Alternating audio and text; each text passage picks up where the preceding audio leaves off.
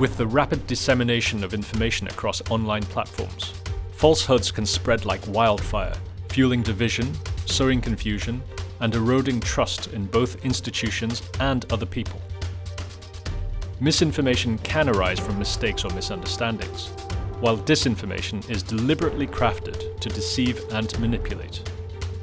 But both can have far-reaching consequences, from undermining democratic processes to endangering public health. In its new report, the OECD encourages governments to go beyond reactive policies against disinformation, building an environment where reliable information can thrive, while ensuring the protection of freedom of expression. Disinformation and misinformation is kind of a weapon, a tool in the current world where we see enormous polarization, but also really fight between autocratic and totalitarian regimes and democratic countries. The OECD report identifies 3 dimensions for action. So information integrity is about ensuring that users' audiences have access to a diverse set of views and sources of information, that they are able to trust in the quality of that information, that there isn't a single voice, that nobody owns or controls the bulk of the information space. La régulation est absolument essentielle. Il faut traiter l'infrastructure de l'information, sinon nous n'arriverons pas à vraiment réagir à ces questions de désinformation. Il y a une vraie responsabilité des plateformes.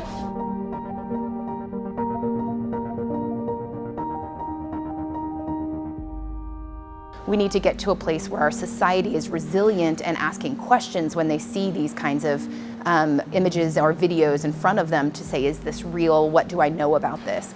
And so those mitigations together, I think, put us in a place where we have a chance to sort of fight this risk at a broad scale.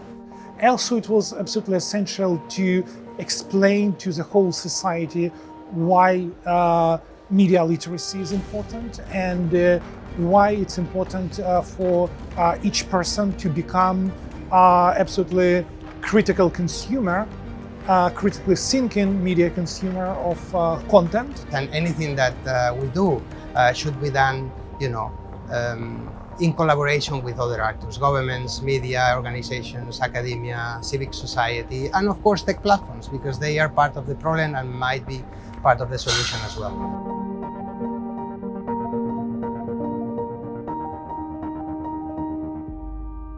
Le premier bouclier que les démocraties peuvent mettre en place, c'est une coopération entre elles.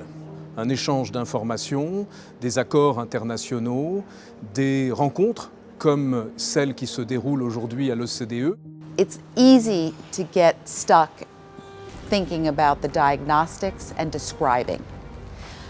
Part of what we have to do, and we're going to try to do with this initiative, is turn to solutions and the question of what can governments do, what can governments do together, and what can we do with civil society, private sector industry, and really make it a multi-stakeholder initiative.